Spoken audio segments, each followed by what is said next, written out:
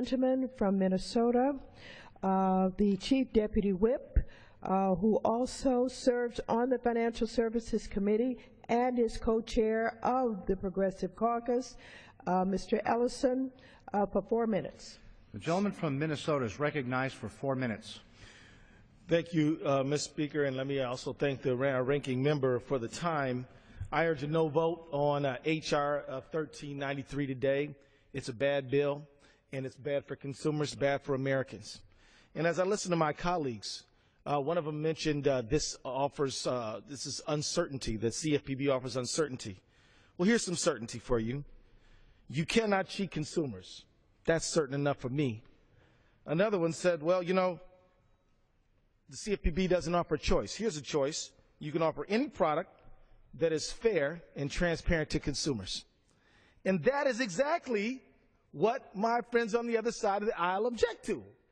They don't want average Americans able to get a product, a financial services product, that is fair, that is balanced, and that makes sense in the marketplace. You have nothing to fear from the CFPB if you do not offer a product that is designed to build consumers. If you do, I can see why you might be quite upset at the activity of the CFPB. The bottom line is, this is a bad bill. It will set our country back. And in fact, I believe consumer protection is at the very heart of the recession that we just went through. Now, of course, we've heard ad nauseum that it was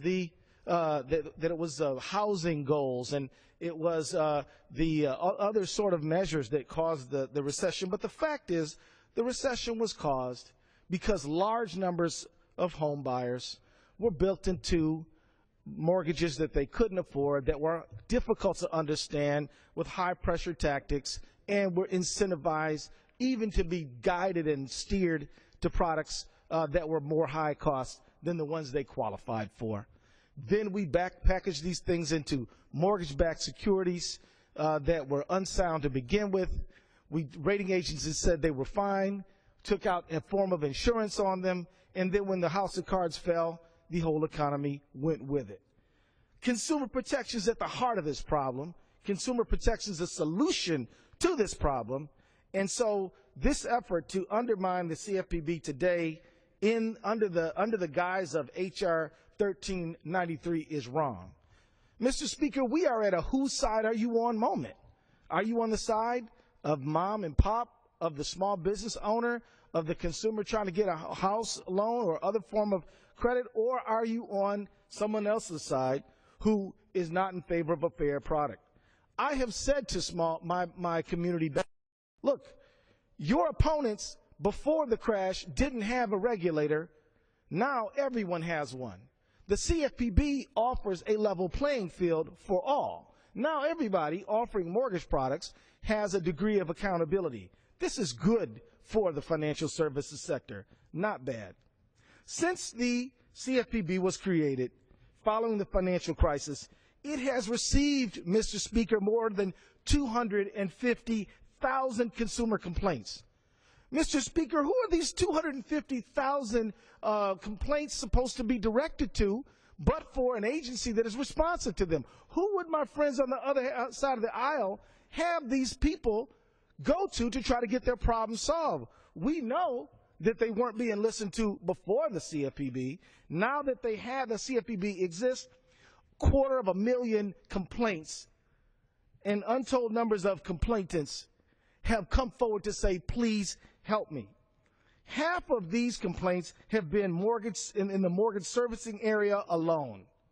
Of the 3,135 complaints from my own state of Minnesota, 1,320 have been related to mortgage issues.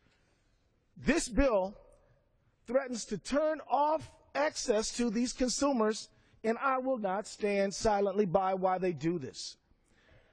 This is a bad bill. Time's expired. 1 minute. I yield an additional minute to the gentleman. The gentleman may proceed for an additional minute.